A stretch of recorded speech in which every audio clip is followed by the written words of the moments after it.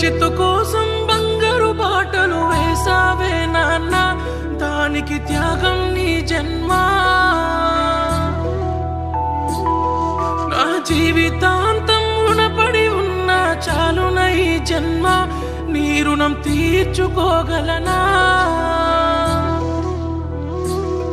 నా భవిష్యత్తు కోసం బంగారు బాటలు వేసావే నాన్న, దానికి త్యాగం